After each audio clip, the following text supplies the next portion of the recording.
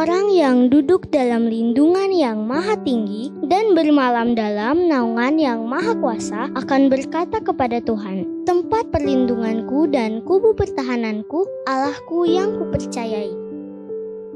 Sungguh, Dialah yang akan melepaskan engkau dari jerat penangkap burung, dari penyakit sampar yang busuk. Dengan kepaknya, Ia akan melindungi engkau, di bawah sayapnya engkau akan berlindung. Kesetiaannya ialah perisai dan pagar tembok. Engkau tak usah takut terhadap kedahsyatan malam, terhadap panah yang terbang di waktu siang, terhadap penyakit sampar yang berjalan di dalam gelap, terhadap penyakit menular yang mengamuk di waktu petang. Walau 1.000 orang rebah di sisimu dan 10.000 di sebelah kananmu, tetapi itu tidak akan menimpamu. Engkau hanya menontonnya dengan matamu sendiri dan melihat pembalasan terhadap orang-orang fasik. Sebab Tuhan ialah tempat perlindunganmu, yang maha tinggi telah kau buat tempat perteduhanmu. Malapetaka tidak akan menimpa kamu, dan tulah tidak akan mendekat kepada kemahmu. Sebab malaikat-malaikatnya akan diperintahkannya kepadamu untuk menjaga engkau di segala jalanmu. Mereka akan menatang engkau di atas tangannya, supaya kakimu jangan terantuk kepada batu. Singa dan ular tedung akan kau langkahi, engkau akan menginjak anak singa dan ular naga. Sungguh hatinya melekat kepadaku, maka aku akan meluputkannya. Aku akan membentenginya, sebab ia mengenal namaku. Bila ia berseru kepadaku, aku akan menjawab. Aku akan menyertai dia dalam kesesakan. Aku akan meluputkannya dan memuliakannya. Dengan panjang umur akan kukenyangkan dia, dan akan kuperlihatkan kepadanya keselamatan daripadaku.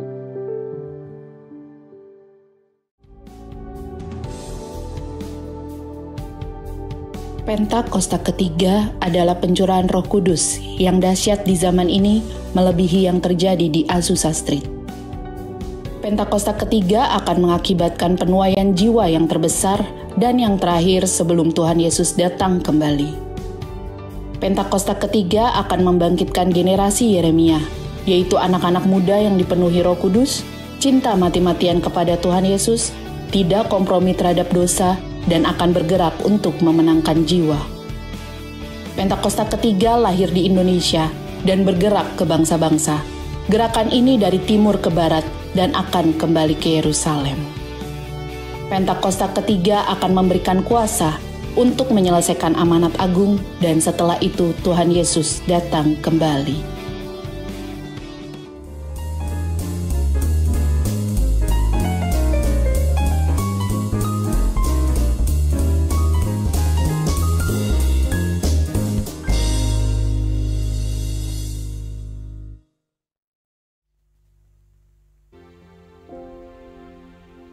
Hanya Kau, Tuhan penolongku,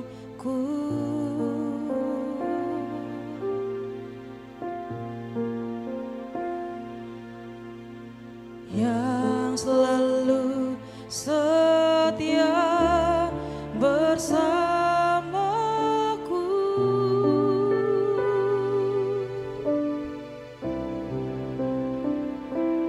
Kasih-Mu yang sanggup mengubah kehidupanku. Sungguh ku berserah, sungguh ku percaya. Kuasa-Mu terlebih besar, Tuhanku terlebih besar. Tak pernah terlambat janji-Mu ya Tuhan,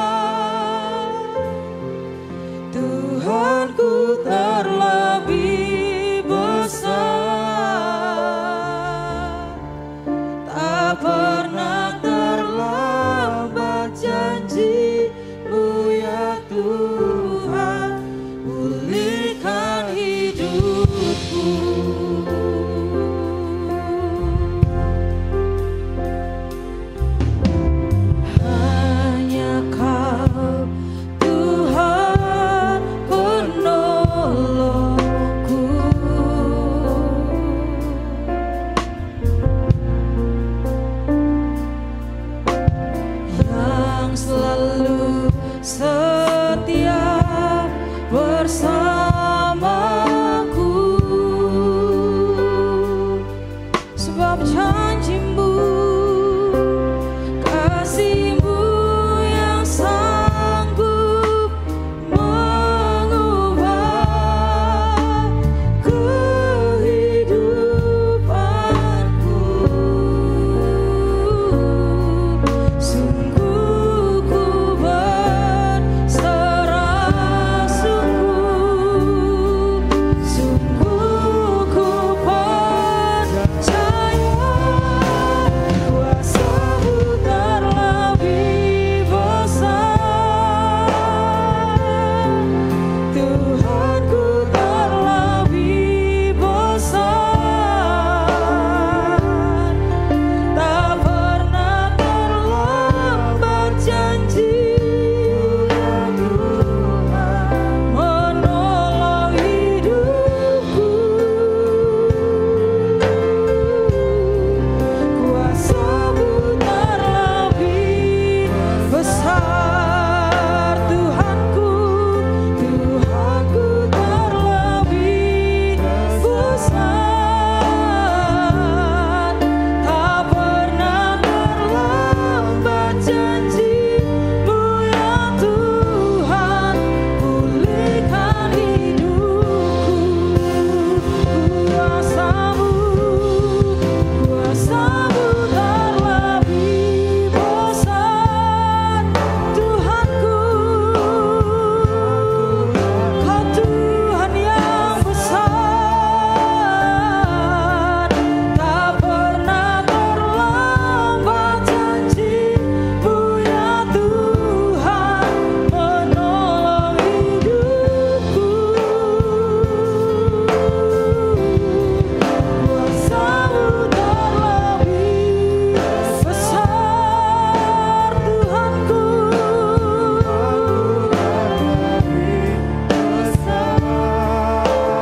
oh Tuhan, tak pernah terlambat janji-Mu ya Tuhan, pulihkan. Mari sama sambil bangkit berdiri kita menyatakan kuasa-Mu terlebih besar. Tuhanku,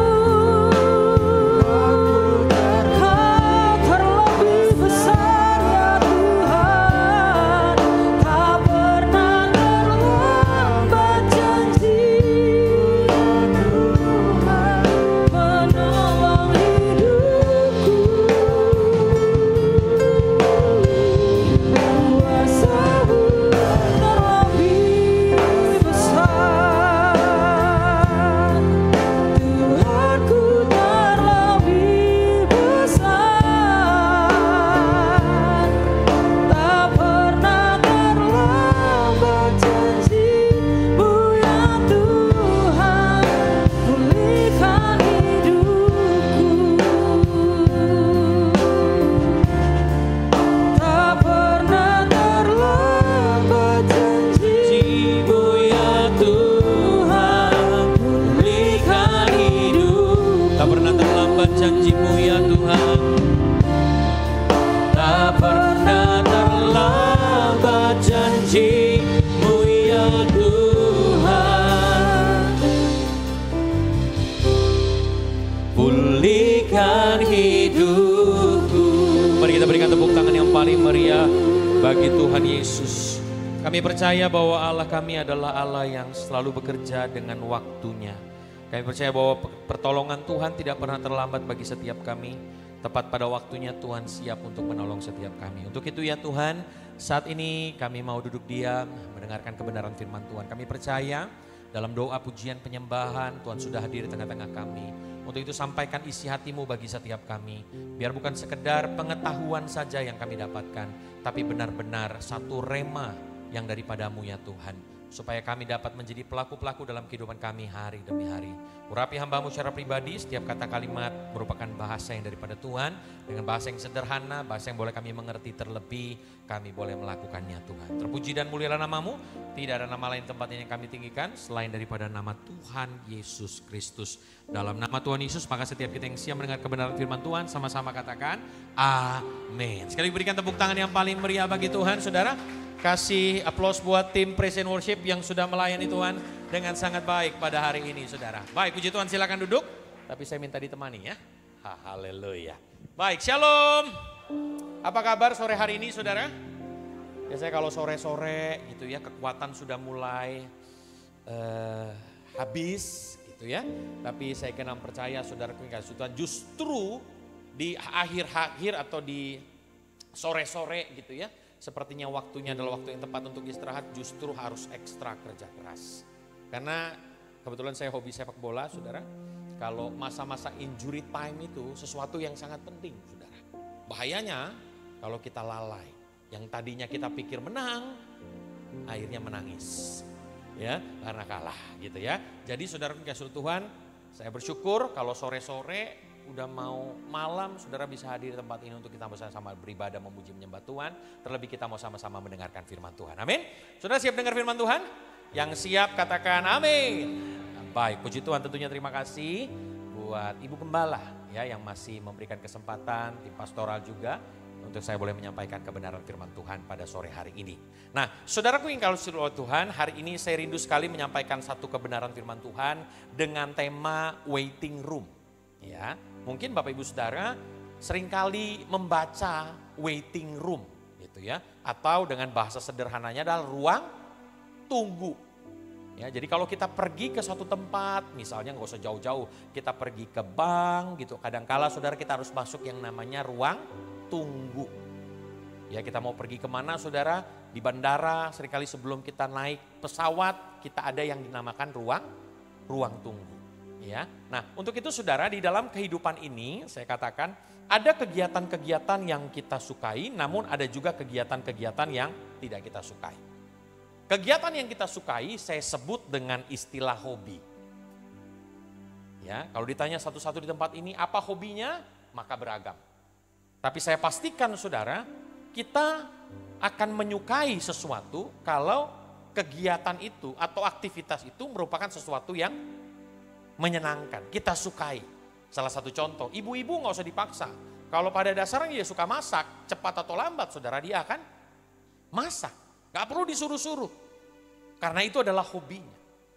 Bapak-bapak yang hobinya main catur, saudaraku yang kasih oleh Tuhan, bagi sebagian orang berkata, aduh ngapain sih, ya kan? Atau yang hobinya nonton bola, ngapain sih satu bola direbutin 22 orang, udahlah saya kasih satu-satu bolanya. Kalau itu sebenarnya namanya bukan main bola, tapi mandi bola, saudara. Ya, jadi saudara ada aktivitas-aktivitas dalam kehidupan kita yang kita sukai, gak perlu dipaksa-paksa, dengan sendirinya kita akan lakukan. Menurut Kamus Besar Bahasa Indonesia, kata hobi adalah kegiatan yang digemari, disenangi. Tidak sedikit orang mengeluarkan waktu, menghabiskan waktu, mengeluarkan uang, saudara Tuhan, untuk hobi-hobinya, saudara. Ini adalah kegiatan yang kita sukai. Gak perlu dipaksa-paksa, dengan sendirinya, dengan senang hati, saudara akan melakukannya. Namun saudara tidak boleh dilupakan, ada juga kegiatan-kegiatan yang kita tidak suka. Namun terkadang kita harus melakukannya, terpaksa melakukan. Apa itu saudara? Yaitu menunggu. Betul nggak? Menunggu adalah kegiatan yang membosankan, menjenuhkan. Gak usah jauh-jauh deh. Saudara nunggu saya selesai khotbah juga saudara. Itu reaksi Bapak Ibu Saudara. Ada yang menjenuhkan, ada yang membosankan, ada yang mungkin dalam hatinya berdoa, Tuhan jamah pendeta itu. Agar tak banyak bercakap-cakap. Supaya selesai khotbahnya dengan cepat. Karena menunggu adalah sesuatu yang membosankan, menjenuhkan. Menunggu adalah kegiatan yang melelahkan. Apalagi saudara kalau kita menunggu sesuatu yang gak pasti. Ini paling melelahkan. Saudara punya gadgetnya rusak. Pergi ke service center. Sampai di service center, saudara disambut. Mau betulin handphone ya? Iya nih mau betulin handphone. Ya, sekarang nomor antrian berapa? Saya mau nunggu nih gitu kan. Nggak apa-apa, nggak ada di sini nomor antrian, duduk aja Bu situ. Nah, terus gimana caranya? Ya pokoknya duduk aja. Tergantung customer servisnya mau manggil siapa. Saudara, saya yakin dan percaya, pergilah segera dari service center itu. Karena itu sesuatu yang nggak pasti. Tapi kalau menunggu sesuatu yang pasti, wah kita akan dengan sabar menunggunya walaupun tidak mudah. Contoh gaji. Betul gak sih? Gaji itu kan sesuatu yang pasti kan? Tanggal berapa gajian pasti. Ada yang gajinya 10 koma, setelah tanggal 10 dia koma. Ada yang 15 koma. Jangan bangga saudara, punya gaji berapa? 15 koma. Setelah tanggal 15 koma 16 semaput gitu. Tapi saudara, orang akan dengan sabar menunggunya. Karena pasti tanggal 25 dia gajian. Walaupun sebelum tanggal 25 makannya kita nggak ada yang tahu saudara. Ada yang makan hari ini bubur ayam, besok bubur ikan, besok bubur tahu, besok pokoknya segala macam bubur saudara. Karena lebih banyak airnya daripada lauknya. Gitu. Dengan sabar kita menunggu. Kenapa? Karena sesuatu yang sangat pasti. Nah dalam dinamika kepercayaan kita saudara kepada Tuhan, seringkali saudara suka Tuhan izinkan kita atau kita diperhadapkan dengan masa-masa di mana kita harus, gak usah jauh-jauh pada waktu kita berdoa. Adakah di tempat ini yang sekali berdoa langsung dijawab oleh Tuhan? Mungkin saudara akan mengangkat tangan dan berkata, saya pernah Pak, puji Tuhan. Tapi kalau diteliti, lebih banyak mana? Nunggunya atau langsung dijawabnya? Nunggunya. Kalau langsung dijawab, tolong selebar kertas bagi catat pergumulan doa kita kasih sama orang itu. Karena setiap kali orang itu berdoa langsung dijawab. Tapi seringkali nggak demikian saudara. Seringkali kita harus mengalami yang namanya masa-masa penantian. Kita masuk yang namanya menunggu. Nah ini masa-masa yang gak mudah saudara. Masa di mana harus kita menunggu karena kita tidak tahu kapan dijawab doa kita. Ada yang tahu kapan dijawab doanya? Apa waktu saudara berdoa tiba-tiba dari atas jatuh nomor antrian? Saudara lihat. 1030 Tuhan. Maksudnya apa? Kamu urutan ke 1030 doanya dijawab. Sekarang 1029. Maka saya akan percaya saudara akan dengan sabar menantinya. Kenapa? Karena tinggal satu nomor lain. Tapi gak ada. Kita harus nunggu kapan doa kita dijawab Tuhan. Padahal udah berharap Tuhan tolong, kapan diberkati, kapan dipulihkan, kapan disembuhkan, kapan dapat kok yang jawab yang udah punya jodoh. Kapan dapat jodoh? Kapan penderitaannya usai? Kapan pergumulannya usai? Kapan Tuhan datang? Sepertinya kita harus masuk ke masa-masa atau waiting room, ruangan di mana kita harus menunggu. Dan tidak sedikit orang ketika menunggu saudaraku yang oleh Tuhan, mereka mulai tidak sabar dan akhirnya meninggalkan iman percaya mereka. Mari kita buka sama-sama Alkitab kita. Di dalam Pengkhotbah pasal 3, ayat 1 saudara. Saya percaya ini ayat yang gak asing lagi buat kita. Kita sering kali baca ayat ini. Kita baca bersama-sama 2, 3, ya.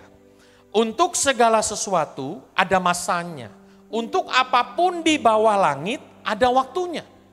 Nanti kalau saudara baca ayat-ayat selanjutnya, ada waktu untuk tertawa, ada waktu untuk bersedih, ada waktu untuk berbahagia. Segala sesuatu itu ada waktunya. Bahkan ayat 11 berkata begini, ia membuat segala sesuatu indah pada waktunya, bahkan ia memberikan kekekalan dalam hati mereka, tetapi manusia tidak dapat menyelami pekerjaan yang dilakukan Allah dari awal sampai akhir. Karena kita nggak tahu kapan waktu Tuhan itu terjadi,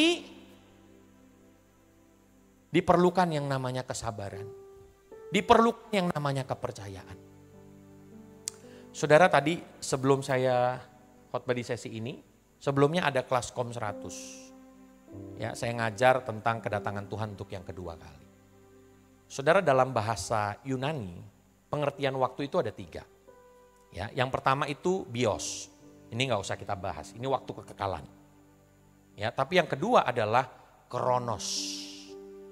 Dari, ya kalau saudara seringkali dengar arti kata kronologinya gimana sih?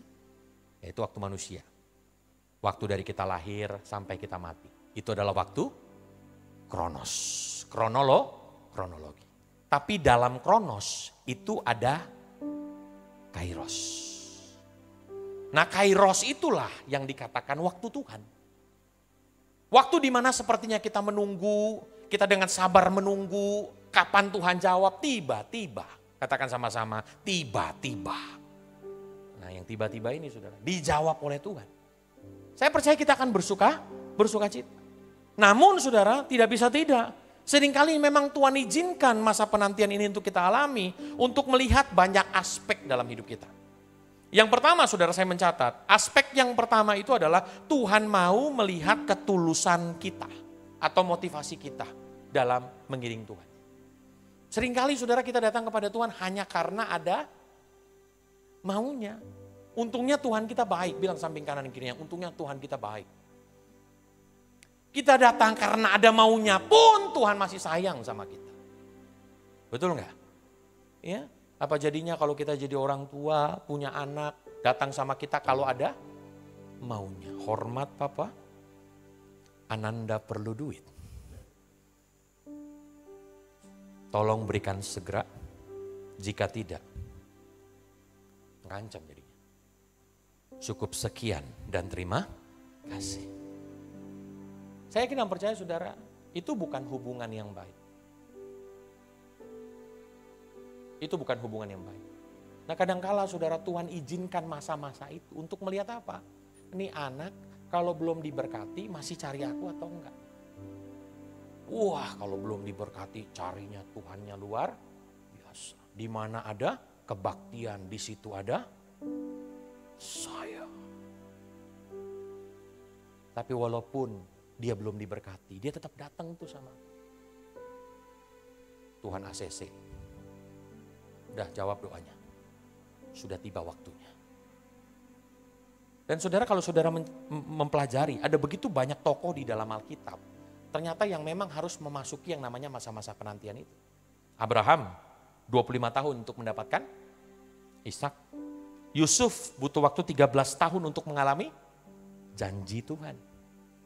Daud membutuhkan waktu 13 tahun untuk menjadi raja. Bahkan dalam Alkitab ada seorang wanita yang namanya tidak tertulis. Tapi kisahnya memberikan inspirasi wanita pendaraan selama 12 tahun. Begitu lama saudaraku yang kasih Tuhan. Tapi saya akan percaya itu semua dialami supaya Tuhan melihat motivasi kita dalam mengiring dan mengikut Tuhan. Bukan saja motivasi, Tuhan mau melihat kesabaran kita dalam menantikan jawaban doa. Bukan kesabaran kita saja saudara, tapi Tuhan juga mau melihat buah pertobatan kita. Yang keempat bukan saja buah pertobatan kita, tapi Tuhan mau melihat apakah kita punya kepercayaan terhadap rencana Tuhan. Nah ini, kalau rencananya baik-baik saudara, maka saya akan percaya kita ikut Tuhan juga pasti akan baik-baik. Tapi seringkali dalam kehidupan ini kita harus siap dengan sebuah realita, kadangkala kita harus menunggu jawaban doa. Kita harus menanti kapan Tuhan tolong saya, kapan Tuhan sembuhkan saya, kapan Tuhan berkati saya, dan lain sebagainya. Makanya di sini saya katakan saudara, masa penantian adalah masa pendewasaan. Bagi setiap orang percaya, masa di mana Tuhan izinkan ini terjadi bukan untuk mencobai kita, namun agar kita belajar dan tetap percaya hingga keluar menjadi pemenang. Saudara percaya saudara adalah umat-umat yang lebih daripada pemenang? Amin.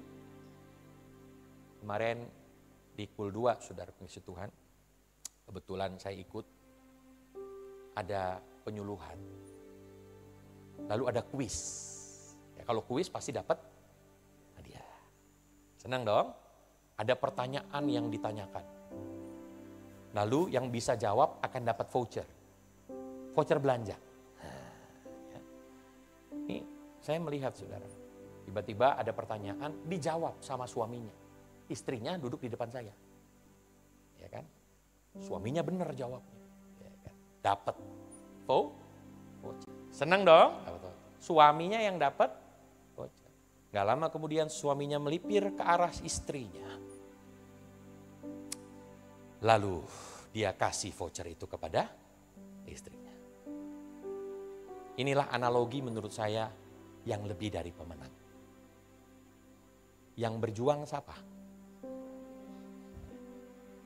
Yang ngejawab siapa? Yang berpikir keras siapa? Yang lebih dari pemenang siapa?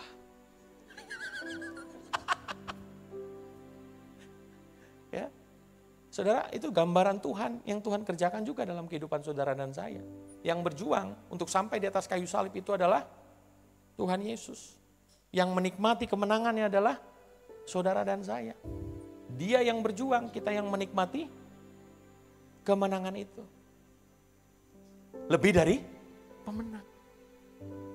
Amin istri-istri. Ya, jadi suami-suami jangan merasa sombong saudara. Karena waktu gajian yang lebih dari pemenang siapa? Lebih kuat lagi siapa?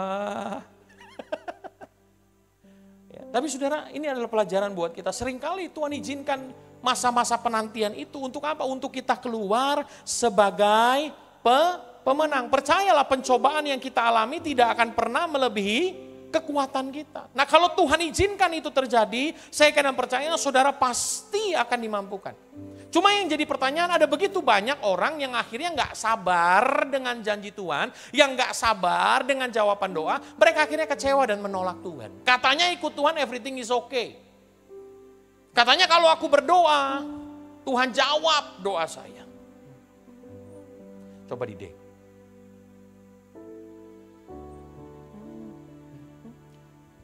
Kan ada sebuah pujian nih saudara mengisi Tuhan, ya, yang sering kali kita nyanyikan. Bagi Tuhan tak ada yang mustahil. Bagi Tuhan tak ada yang tak mungkin. Mukjizatnya disediakan bagiku. Ku diangkat dan dipulih. Kita imani sebab bagi Tuhan tidak ada yang mustahil. Tapi kenapa Tuhan? Kok belum selesai-selesai juga pergumulan? Kenapa Tuhan? Kok belum selesai-selesai juga penyakit? Kenapa belum dijawab Tuhan doa-doa? Don't worry saudara. Tokoh-tokoh di dalam Alkitab pun mengalaminya. Tapi kita akan belajar apa yang membuat mereka bisa keluar dalam masa-masa penantian. Kalau saudara saya berkata begini, I'm okay Pak, saya baik-baik saja, hidup saya baik-baik saja. Nggak ada pergumulan dalam hidup saya, puji Tuhan. Tapi setidaknya saudara, kalau hal yang tidak baik itu terjadi dalam kehidupan Bapak Ibu saudara, saya udah kasih payung. Waktu kita harus menunggu yang namanya masa-masa penantian. Memang tidak mudah. Saya selalu katakan sulit bukan berarti tidak bisa. Sepertinya sulit, tapi percaya dalam Tuhan. Pasti dimampukan. Betul nggak? Saya sering kali analogikan ketika mengajar saudara. Dulu waktu kita lahir, baru lahir. Ditanya 2 kali 2 berapa nak? Hah? Nggak tahu. Lagi kurang kerjaan juga sih. Nanya 2 kali, betul nggak? Paling jawaban dia saudara kalau udah umur 1 tahun jawabnya apa? Banyak, hanya gitu aja. Tapi berjalannya waktu, sekolah dia sekarang. Lalu saya tanya, nak 2 kali 2 berapa? Dia akan ketawa. Nggak ada pertanyaan yang lebih susah lagi papi. Kenapa? Karena dia pasti tahu 2 kali 2 adalah 4. Sulit bagi dia di masa itu. Tapi bukan berarti tidak bisa.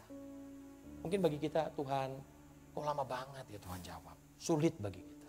Tapi percayalah, bersama dengan Tuhan dia akan mampukan kita. Kita akan belajar saudara, ada beberapa hal. Dalam masa-masa penantian kehidupan kita saudara, sikap seperti apa yang perlu kita kembangkan di dalam masa-masa penantian. Yang pertama, jangan berpikir negatif tentang Tuhan. Katakan sama-sama, jangan berpikir negatif tentang Tuhan. Ya. Kadang-kadang kalau kita menunggu kapan ya Tuhan, kayaknya Tuhan pilih kasih. Yang Tuhan tolong yang itu aja, yang saya nggak pernah ditolong. Kita sudah underestimate sama Tuhan. Percayalah Tuhan baik sama kita semua. Amin. Seringkali iblis berusaha menggoda kita dengan intimidasi. Udahlah kamu orang berdosa, Tuhan gak jawab doa kamu deh. Udah deh kamu gak mungkin bisa, gak mungkin berhasil dan lain sebagainya. Lihat kan, 1 tahun kamu berdoa belum dijawab, 2 tahun berdoa belum dijawab, 3 tahun belum berdoa. Di mana Tuhan itu? Sehingga kita mulai menjadi lemah. Dan tidak sedikit orang menjadi kecewa kepada Tuhan. Katanya Tuhan tolong, tapi kenapa hal ini harus terjadi? Saya percaya Bapak Ibu Saudara pasti pernah mendengar kisah tentang Ayub. Ya. Begitu menderitanya Ayub. Dalam sekejap hartanya habis. Dalam sekejap anak-anaknya meninggal. Dalam sekejap istrinya meninggalkan dia. Dalam sekejap besti-bestinya, sohib-sohibnya, teman-temannya meninggalkan dia. Dan yang terakhir, dia kena apa? Penyakit. Tapi Alkitab berkata dalam Ayub 1 ayat 22, dalam kesemuanya itu Ayub tidak berbuat dosa dan tidak menuduh Allah berbuat yang kurang patut. Kalau kita ada dalam masa di mana kita harus menunggu pekerjaan, menunggu jodoh, menunggu berkat Tuhan, menunggu kesembuhan. Kalau belum waktunya, jangan underestimate. Justru dalam masa-masa penantian Tuhan mau lihat. Ini anak tetap tekun gak ya? Ini anak tetap mengasihi dan mencintai aku atau enggak ya? Dia tetap memuji dan menyembah Tuhan atau enggak? Tuhan mau lihat saudara. Sehingga saya kira percaya masa-masa penantian adalah masa yang paling tepat untuk semakin kita memuji dan menyembah Tuhan. Kalau everything is okay kita menyembah Tuhan itu hal biasa. Saudara. Tapi waktu sepertinya tidak okay. Kita lagi gundah gulana, lagi punya pergumulan tapi kita tetap menyembah Dia. Itu saya katakan korban yang terbaik bagi Tuhan. Amin. Jadi jangan underestimate sama Tuhan. Belum lihat bukan berarti Tuhan tidak bekerja. Saya nggak tahu saudara sedang menanti apa hari-hari ini. Tapi jangan terbesit dalam pikiran kita saudara untuk berpikir negatif tentang Tuhan. Yang kedua, bukan saja saudara jangan berpikir negatif tentang Tuhan. Tapi jadikanlah waktu itu untuk semakin kita dekat dengan Tuhan. Tahukah saudara kenapa bangsa Israel keluar dari tanah Mesir ke tanah yang dijanjikan itu? Tujuannya bukan supaya mereka sampai ke tanah perjanjian. Tapi kalau Bapak Ibu Saudara baca lebih lagi, sebenarnya tujuannya adalah untuk mereka punya relationship with Him. So Christianity is not about religion, tapi Christianity is more talk about relationship with Him. Jadikanlah waktu-waktu itu di mana kita makin dekat sama Tuhan. Karena Yesaya 40 ayat 31 berkata, tetapi orang yang menanti-nantikan Tuhan mendapatkan kekuatan baru. Mereka seumpama raja wali yang naik terbang dengan kekuatan sayapnya. Mereka berlari dan tidak menjadi lesu. Mereka berjalan dan tidak menjadi lelah. Dalam masa penantian jangan jauh dari hadirat Tuhan. Justru dalam masa penantian kita harus makin dekat sama Tuhan. Makin cari Tuhan. Karena kalau kita cari Tuhan, di dalam hadirat Tuhan, itu ada kekuatan. Di dalam hadirat Tuhan ada penghiburan. Di dalam hadirat Tuhan ada hikmat. Kadang-kadang dalam masa masalah, pergumulan, kita kan butuh hikmat. Saudara, jalan keluar gimana nih Tuhan? Apa yang harus perbuat? Jangan cari ke tempat yang lain. Apalagi saudara bakar buku, masukkan ke dalam air lalu saudara, masukkan saudara, jangan saudara. Tapi datang kepada Dia. Maka sumber segala hikmat itu akan memberikan hikmatnya untuk saudara dan saya. Amin. Ya. Jadi kita makin dekat dengan Dia, makin dekat dengan Tuhan. Respon kita itu adalah jembatannya saudara. Respon seperti apa yang kita bangun dalam masa-masa penantian. Kalau respon kita buruk, maka apa yang kita dapat pun hal-hal yang buruk. Tapi kalau respon kita, si bolis nabar tanduk itu, berharap kita jatuh, berharap kita jauh dari Tuhan, tapi kita manfaatkan untuk kita makin dekat sama Dia, saudara. respon yang baik, maka saya kena percaya Tuhan pasti bela dengan caranya yang ajaib. Amin saudara. Saya pernah dalam satu ketika saudara menunggu jawaban doa. Tapi gak dijawab-jawab sama Tuhan. Sampai akhirnya besok saya harus bayar sesuatu. Tapi kalau yang namanya butuh duit tuh ya puji Tuhan lah. Gak pernah saya ngomong-ngomong saudara. Apalagi kalau sampai bersaksi kan. Puji Tuhan lah saudara. Ya. Nah tapi puji Tuhannya anugerah Tuhan yang luar biasa. Pas banget besoknya mau bayar. Sebelum bayar malamnya Tuhan jawab. Sempat deg-deg ser gak? Bilang samping kanan kirinya deg-deg ser gitu. Sempat deg-degan. Ibu gembala pasti pernah sering kali ngalamin deg-degan gimana Tuhan. Tapi saudara harus tanamkan ujung-ujungnya. Tuhan pasti tolong kita. Amin. Jadi respon seperti apa saudara? Karena respon kita itu adalah jembatannya. Respon kita itu adalah jembatannya. Ini di luar itu ya, tapi saya ingat satu ayat firman Tuhan, Galatia 6 ayat yang ke-9.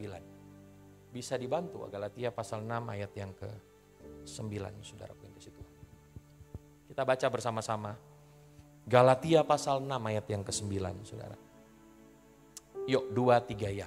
Janganlah kita jemu-jemu berbuat baik, karena apabila sudah datang waktunya. Kapan waktunya? Nah, kapan waktunya Bapak Ibu? Kapan waktunya? Nggak ada yang tahu. Tapi kalau sudah datang waktunya, kita akan menuai jika kita tidak menjadi lemah. Jadi kata kuncinya apa? Tidak menjadi lemah. Respon seperti apa yang kita bangun, saudara? Apakah dalam masa-masa penantian itu, penantian doa, penantian kesembuhan, penantian pemulihan, kita jauh dari Tuhan atau makin dekat sama Dia? Nah ini jadi pertanyaan. Untuk itu saudara, putuskan hari ini respon seperti apa yang kita bangun. Tapi banyak contoh di dalam Alkitab, dalam masa penantian, mereka makin dekat dengan Tuhan. Bilang sama samping kanan kirinya, makin dekat sama Tuhan. Amin saudara, ya makin dekat sama Tuhan. Bukan saja itu saudara yang terakhir. Jangan berpikir negatif tentang Tuhan. Yang kedua, jadikan waktu itu semakin dekat dengan Tuhan. Yang ketiga, tetaplah berubah dan berbuah. Terkadang perubahan keadaan kita itu dimulai dari perubahan sikap dalam hidup kita. Masalah sesungguhnya bukanlah masalah yang kita alami, namun bagaimana kita menyikapi masalah yang kita alami. Apakah kita cuman menyesali kehidupan kita? Atau kita mulai berkata, Tuhan, aku mau jadikan masa ini di mana aku masih tetap berbuah. Dan aku tetap berubah. Dalam pola pikirku berubah, dalam sikapku berubah. Dalam apa yang aku katakan berubah. Dalam jam doa-doaku berubah. Dan aku akan tetap berbuah Tuhan. Sampai satu saat masa penantian itu berakhir.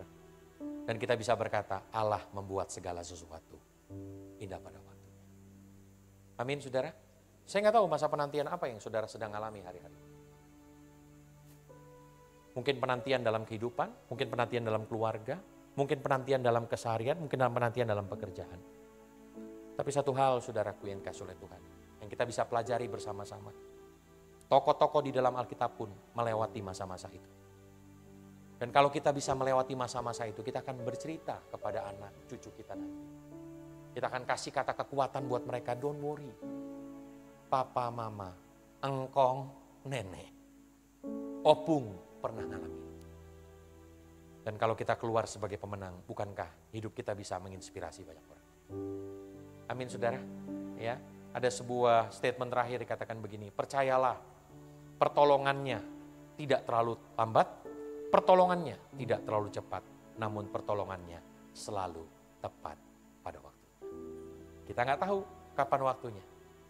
Tapi mari jadikan masa-masa penantian itu masa pendewasaan iman percaya kita, saudara.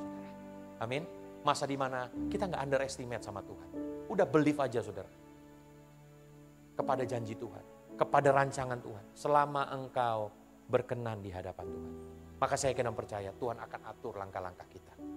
Sekalipun kita belum lihat, bukan berarti Dia tidak bekerja. Yang kedua, bukan saja jangan underestimate, jadi makin dekat sama Tuhan.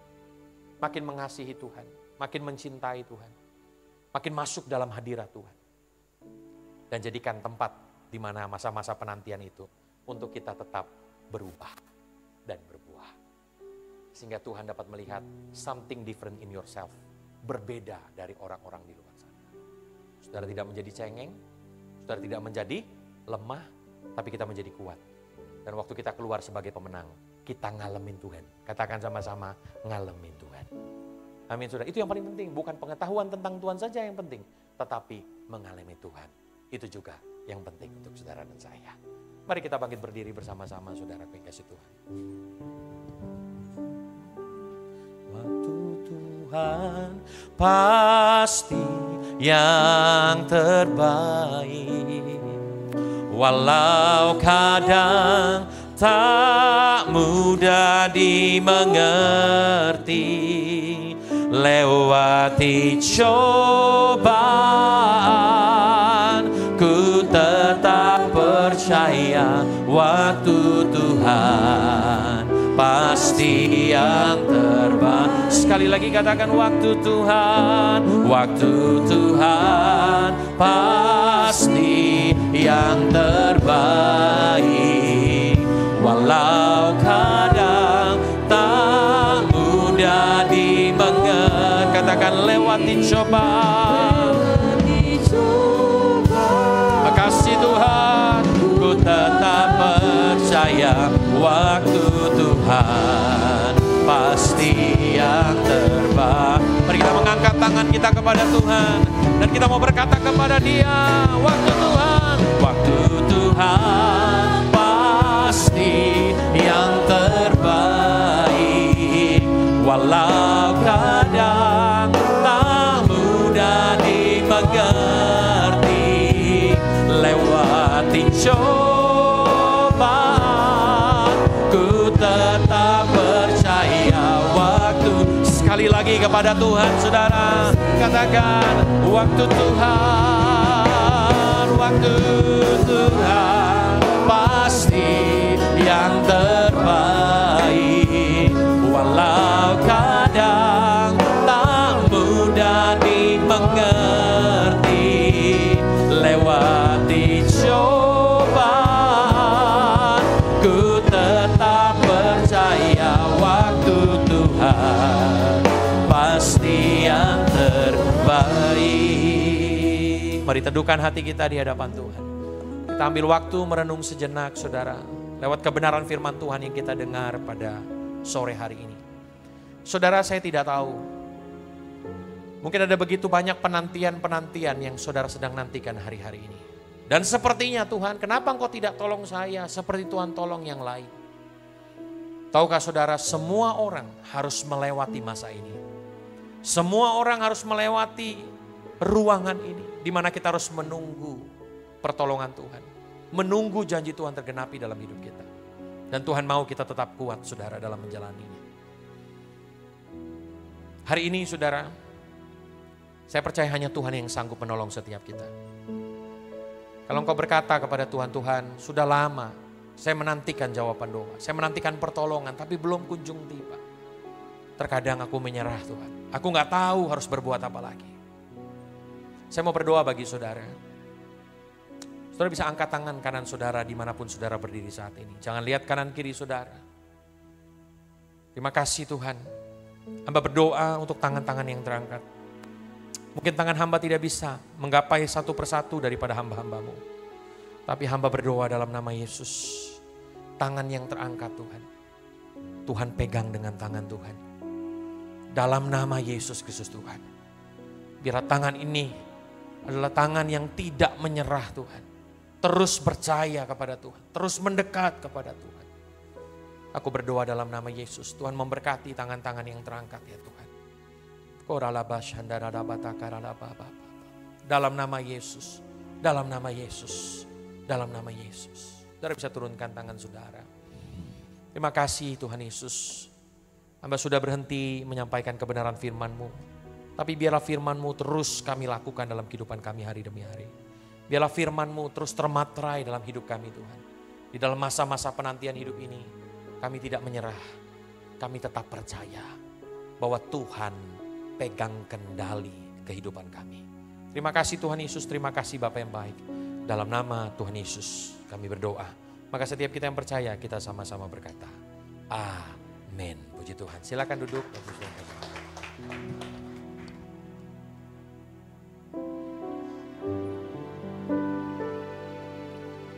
Terima kasih Tuhan untuk kasih setiamu yang ku alami dalam hidupku. Terima kasih Yesus untuk kebaikanmu sepanjang hidupku. Terima kasih Yesus. Mari sama-sama kita bangkit berdiri kembali Bapak Ibu Saudara.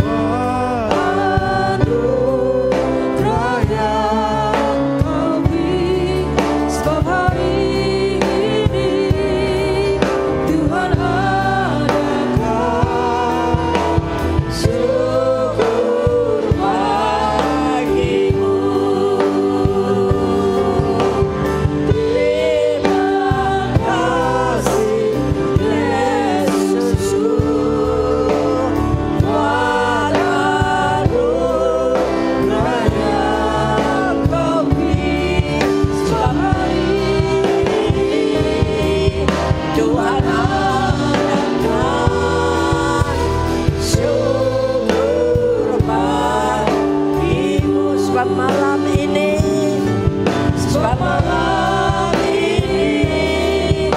Tuhan adakan syukur bagimu. Syukur bagimu.